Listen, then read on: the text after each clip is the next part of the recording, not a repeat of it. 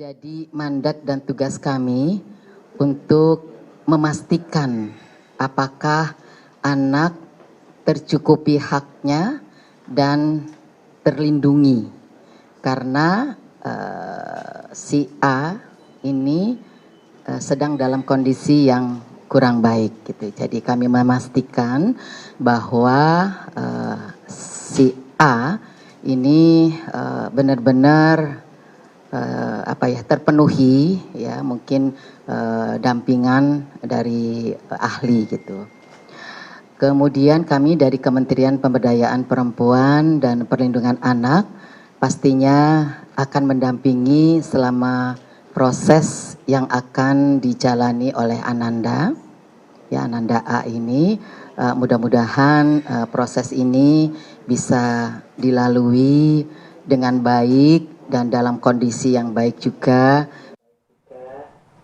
Ya, terkait hal itu juga pemerintah akan ada pendampingan begitu ya terhadap anak-anak yang berhadapan dengan hukum. Mbak Dian, kalau melihat sebenarnya treatment dari KPAI sendiri seperti apa dengan kasus-kasus yang juga mungkin sudah masuk dan juga sudah ditangani oleh KPAI terkait kekerasan yang dilakukan oleh anak-anak ini? Iya, kembali lagi kalau kami KPAI bukan lembaga pendampingan ya. Jadi kami lebih memastikan pemerintah, aparat penegak hukum bekerja menjalankan tugas fungsi mandatnya. Kami lebih kepada memantau apakah itu selama proses ini, proses hukum, kan kita mengacu pada sistem peradilan pidana anak nih, ada banyak ketentuannya, hak-hak anak terpenuhi atau enggak. Minimal paling cepat itu bantuan hukum harus ada, PK Bapas harus ada, pekerja sosial harus ada, kemudian psikolog, atau kalau kasus yang sedang kita bicarakan ini, Asosiasi Psikolog Forensik juga sudah hadir. Nah, itu beberapa pihak itu sudah bekerja, semua saling mensupport, termasuk yang tak kalah penting juga Dinas Perlindungan Anak nih, DKI. Saya sangat mengapresiasi mereka cepat sekali memastikan anak ini masih sekolah loh. Pendidikannya jangan sampai harus terus jalan juga. Betul, meskipun proses hukum jalan. Ini banyak pihak yang harus dipastikan bekerja supaya selama proses hukum ini anak-anak ini nggak terlanggar haknya. Karena proses hukum ini berat bagi panjang anak. juga. Betul. Ya. Meskipun tidak sepanjang proses hukum orang dewasa ya, karena separuhnya saja. Nah, kemudian kami juga melihat kasus seperti ini tidak sebatas pada kasusnya saja, tapi kita tarik pengurangan resikonya bagaimana sih supaya anak-anak tidak mengalami hal-hal seperti ini lagi. Salah satunya yang selalu kami rekomendasikan adalah pemerintah perlu secara serius dan komitmen tinggi memperbanyak lembaga-lembaga layanan konseling. Nah, itu yang dia ya.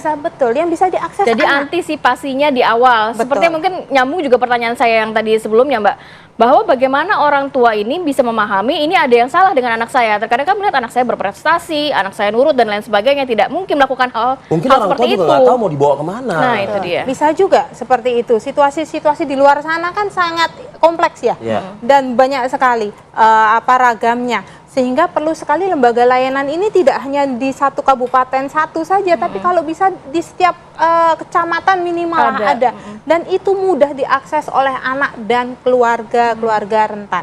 Keluarga rentan ini nggak harus miskin ya, tapi siapa saja keluarga yang merasa, oh ada yang nggak beres nih, oh ada kekerasan nih di rumah saya, mereka bisa ke sana dengan gratis.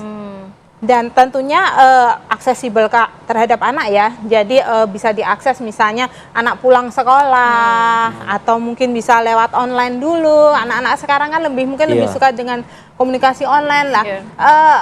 Metode-metode seperti itu harus banyak dikembangkan. Sayangnya ini masih sangat minim. Itu yang terkait pengurangan risiko di keluarga dan masyarakat. Tapi ada juga yang penting juga di level sekolah nih, pendidikan. Perlu ditingkatkan jumlah guru BK. Guru BK.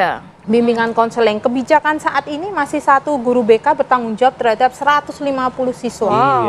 Bisa dibayangkan. Mungkin sekolah anak nggak kita akan maksimal juga. Betul. Guru BK-nya berapa? Oke, memang untuk kaitannya mengidentifikasi kesehatan mental anak tidak tunggal menjadi tugas guru BK. Tapi ada wali kelas, ada guru-guru yang lain. Nah, ini tugas pemerintah juga untuk mengedukasi, memberikan keterampilan pada guru supaya mampu mendeteksi. Stigma BK itu soalnya lebih banyak ke negatif sih buat anak-anak gitu loh. Angker dianggapnya gitu. Oh iya. Kalau masuk situ pasti bermasalah. Sudah pasti anak-anak gitu ya. Padahal sebetulnya kan bisa melakukan cegah dini juga di situ ya. Sepakat sekali. Sepakat. Ini yang penting sekali, merubah mindset ini bahwa kesehatan mental itu bukan sesuatu yang tabu, yang nista, tapi ini sudah kebutuhan primer kita, tidak hanya kesehatan fisik. Ini perlu sekali menjadi kebijakan serius dari pemerintah yang sekarang. Saya ke Mbak Reni lagi nih. Mbak Reni, bila mana terjadi hal-hal yang tadi di segmen sebelumnya kita diskusikan, kita dialogkan ya Mbak Reni ya. Berkaca ke kasus Lebak Bulus, Mbak Reni, ini perbaikan mental buat kategori anak yang sudah seperti ini, way out-nya Mbak Reni. Lagi-lagi pertanyaan saya, jalan keluarnya. Ya, Mas Arief, pertama kita harus disclaimer dulu ini ya, bahwa perlindungan anak itu bukan pembenaran terhadap perilaku anak gitu ya. Jadi perlindungan anak ini lebih kepada bagaimana hak-hak anak itu terpenuhi begitu. Jadi bukan berarti kita membenarkan perilaku anak. Nah, kalau apa yang terjadi pada kasus Lebak Bulus, tentunya kita perlu mencari pada akar permasalahan yang ada pada diri anak ini. Apakah benar bahwa dia ini mengalami bisikan-bisikan seperti yang disampaikan ke polisi di awal gitu ya. Kita sendiri belum tahu, dan saat ini teman-teman dari Asosiasi Psikologi Forensik sedang akan mendalami. Kalau misalkan betul itu, berarti dia perlu perawatan kesehatan mental yang serius gitu ya, untuk merehabilitasi, untuk menyembuhkan, memulihkan kondisi gangguannya. Tapi kalau ternyata ada motif lain yang bukan gangguan jiwa, ya tentu di sini harus ada pendampingan yang ketat ya kepada anak ini. Anak ini perlu untuk direkonstruksi ulang di dalam proses kognitifnya, bagaimana dia mengambil keputusan, dilatih untuk bagaimana frontal lobe atau pertimbangan rasional itu terintegrasi secara baik dengan emosinya.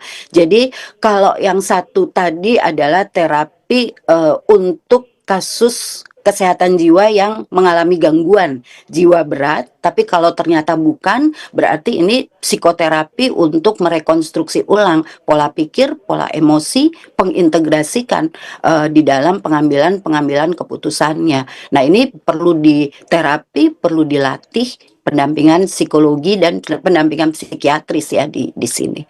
Seperti itu. Apakah itu bisa sembuh total ya Mbak Reni ya? Maksudnya dalam arti anak. Mbak Reni, kalau melihat apakah anak-anak ini nantinya bisa seperti anak pada umumnya begitu? Bisa benar-benar clear, gitu sembuh ya? Total? Kita istilah sembuh total itu kan kalau dia sakit ya. Kalau dia sakit, artinya dia sakit jiwa, diagnosisnya dari hasil pemeriksaan, maka di sini harus ada pengobatan, harus ada pemulihan. Jika jenis penyakitnya adalah sakit mental yang skizofrenia, berarti dia butuh pengobatan itu jangka panjang. Tentang sembuh itu harapannya adalah tidak relapse begitu ya. Jadi bukan sembuh kemudian seperti dia tidak pernah mengalami penyakit, tidak juga seperti itu. Ini jika dia mengalami gangguan jiwa berat. Tapi kalau dia tidak mengalami gangguan jiwa berat, ini kan dia belajar ulang tentang perilaku. Nah, di sini kita bisa antisipasi ke depan. Nah, nanti teman-teman di Apsifor itu juga akan mengukur tentang risiko keberbahayaan anak ini, begitu. Jadi seberapa sih dangerousness risk-nya, dalam arti dia akan relapse melakukan hal-hal yang tidak diharapkan seperti ini gitu ya. Nah, ini juga akan mempengaruhi jenis terapinya. Tapi tentunya untuk anak-anak yang sudah mengalami atau melakukan ya satu tindakan yang luar biasa, agresivitas yang luar biasa seperti ini butuh waktu yang lebih lama dibanding anak-anak yang masih mampu untuk mengendalikan dirinya begitu. Jadi memang agak berbeda tergantung pada diagnosis yang nanti bisa ditegakkan dari hasil pemeriksaan. Ada psikoterapi, ada pengobatan jika sakit. Baik. Kita akan kembali saat lagi, masih di Apa Kabar Indonesia Pagi.